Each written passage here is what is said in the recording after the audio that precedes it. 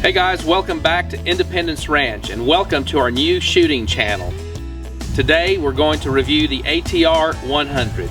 This is one of the guns that we rent here. It's a basic gun, but we're going to show you some of the pros and cons of the gun. We're going to break the gun down, we're going to modify it a little bit, and we're going to take you along on the journey. Stay tuned. Hey, this is Speedy Dozier out here at Independence Ranch. We're out here today on the range with one of the rental guns. This is a Mossberg 100 ATR. Happens to be chambered in a 270 Winchester. Comes with the scope, as is. This is a stock model. Got the nice little Mossberg logo there. Got the safety on the side, which as a left-handed shooter isn't the most convenient place, but I can reach over and still push it. The trigger, it's similar to an Aki trigger. I can't recall the actual name for this one, for the Mossberg model, but it is adjustable, so that's a plus. The scope is a 3x9x40. The optics are fairly clear. It adjusts very well. It has good little small Picatinny rails, bases.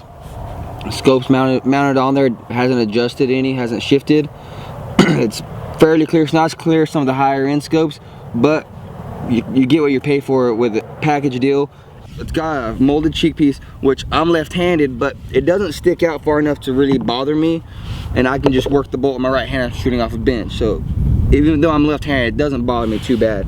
By and by, it's a good gun for the beginner, novice, young shooter, even someone who just doesn't want to take their nice $3,000 Dakota rifle out through the rainforest of Washington or Oregon. It's plastic stock, matte finish. It's gonna last. Throw a few more through there. It does load through the top, and you have to unload it through the top. So it holds 4, but we're just gonna put 3 in there. We'll shoot a 3-round group.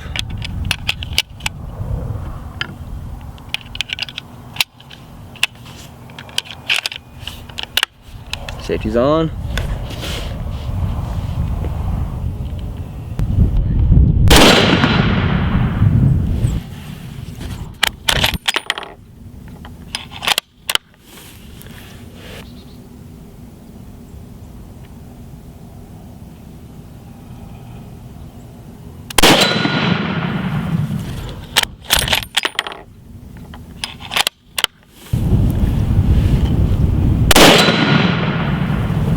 Alright, well, we shot our 3-round group, and we're gonna go down there and take a look and see how we did.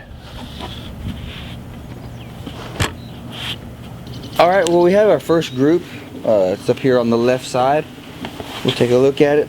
Our first shot was this top one here. It's roughly an inch high into the right. Our second shot was a little bit lower than that. It was approximately 1.5 inches from the bullseye. And our third one kind of wandered a little bit lower. So we're about 1.5 inches down and to the right again. So all in all, not terrible. We're all still within the vitals for taking a good heart shot, but it's not what we want. We want to limit that down where the only variable is going to be us. The 2 things we want to do today, we're going to try to float the barrel, and we're going to adjust the trigger. So, first thing we're going to do, we should always do before you work on any gun, make sure it's unloaded. This one is, so we're good to go. Now, to do both these things, we're going to have to take the stock off. But because we're just taking the stock off, there's 2 screws on the bottom we're going to take out. It's not going to do anything with the scope, so it should stay sighted in as long as we don't bump it around too much. Now, floating the barrel first, right here on the forestock, right where it fits in this channel. Now if it's touching, that can hinder the accuracy of your gun because of barrel whip. What barrel whip does, when you shoot, the barrel pops up and back down because of the projectile going through. Now if the forestock is touching it anywhere, it's going to throw your trajectory off just by a little bit. So it may be off by 1/2 inch at 50 yards, it may be off by 4 or 5 inches out at 150 yards. 200 yards. The further out you get, the further off it's going to be. So we're going to go ahead and take this off, and it's going to be a 5/32 Allen wrench. We're going to take these screws off. They're right here underneath on the bottom, so we're going to take the first one off.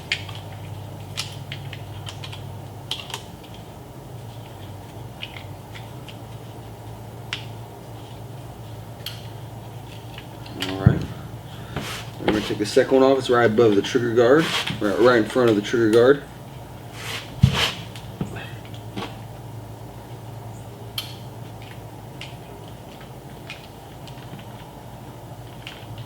Now we notice we have a couple places where it's touching right up here. So we're going to sand that down. So I got both the screws loose. The whole top part just comes right off. We'll deal with that side later. Now, because I know how I am, I'm going to lose these screws. So I have a box, I'm going to put them in. The wrench in there so it's out of the way. So I know it's touching right here along the side and right here. So we're going to sand it down. That's all we're going to do is just sand it. Some sandpaper, just gradually sand away little by little.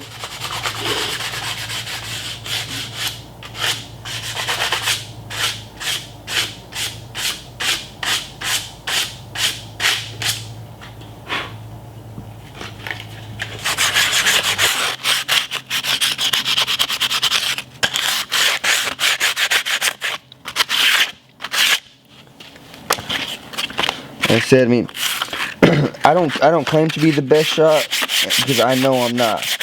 But when it comes down to it, when I'm shooting at a deer or a large pig out here on the Independence Ranch, I want to make sure that if I miss, it's because of me and not the gun. Alright, so I'm gonna go with a little higher grit to smooth it out a little bit, just for looks. Now you can do this with plastic, which this is, or wood stock, either one.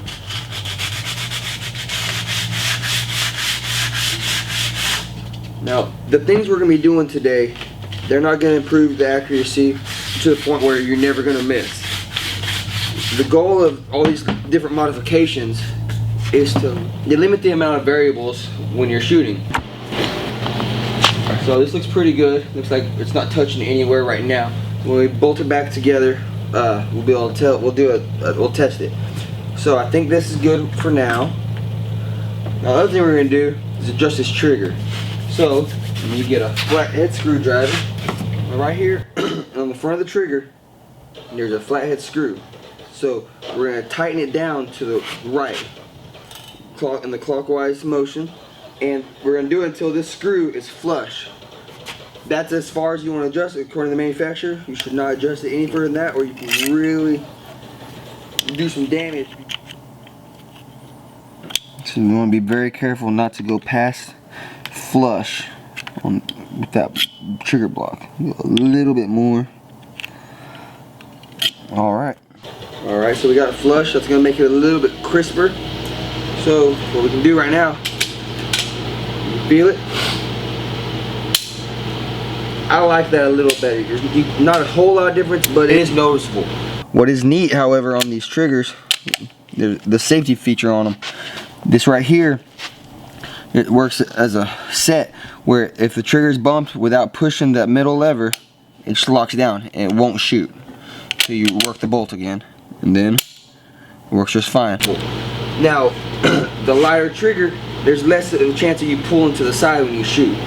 So we got that adjusted, and we have what we hope is the barrel floated. So we're going to go ahead and put it back together. So this recoil lug is going to fit right here in this channel. Put the spring in. Make sure that recoil lug is where it goes. It's all going to line up, pop right back in.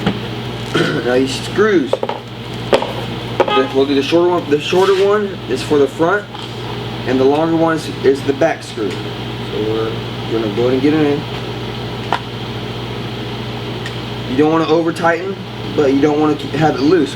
You don't want it to back out or have any issues down the road. So got that one on hand tight. So the longer screw goes in the back.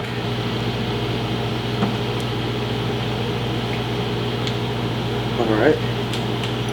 Got one more time. Alright, and a piece of paper.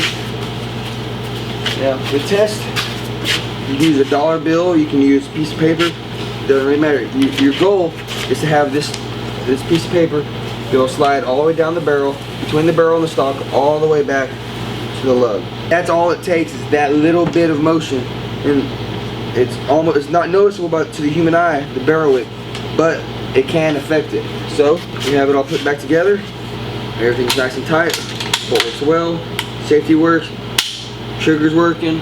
So we'll take it back out to the range and we'll see what we can do. All right. So we're going to load them up.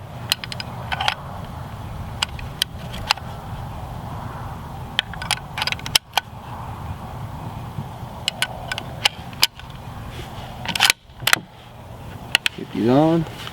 All right.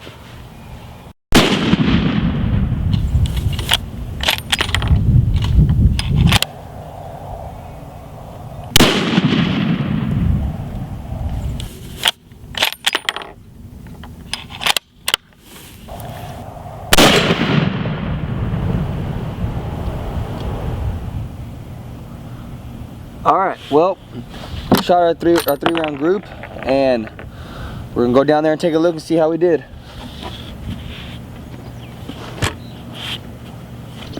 Alright, now we did a whole lot better on this second group.